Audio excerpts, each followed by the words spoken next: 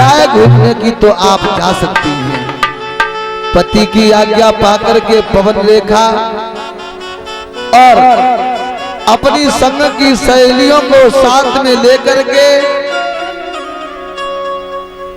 पवन रेखा कहा चली वन में सिका। जब घूमने के लिए जब ये चली है तो सखियों को साथ में लेकर के धीरे धीरे आगे बढ़ी मैया।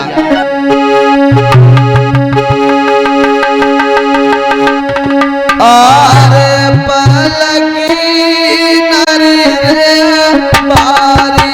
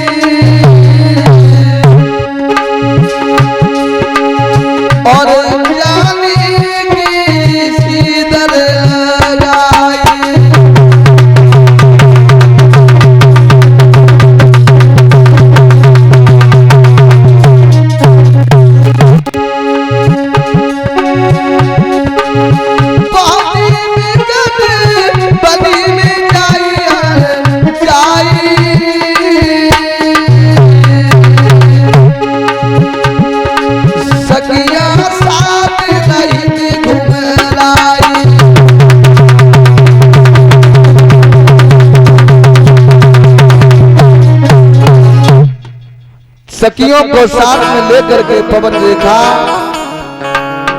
धीरे धीरे जब आगे के लिए बढ़ती चली गई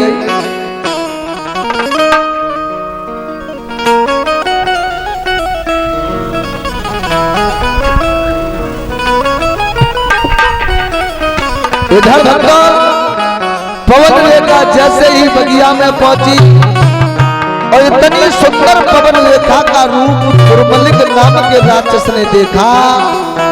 देखता ही रहा, मन में विचार करने लगा ये तो स्त्री बहुत सुंदर है।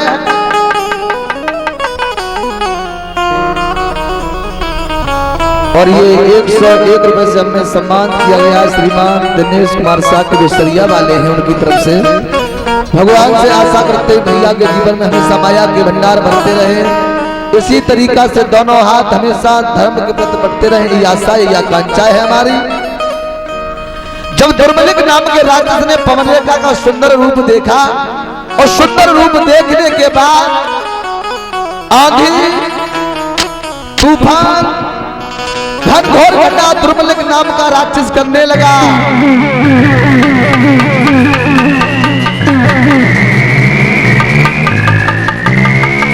उसी समय पवन रेखा आवाज लगाने लगी, बचाओ बचाओ बचाओ।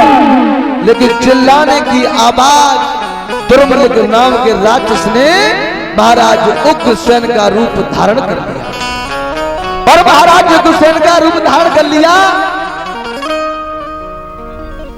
जब धारण कर लिया तो सामने आ गया, कहने लगा रानी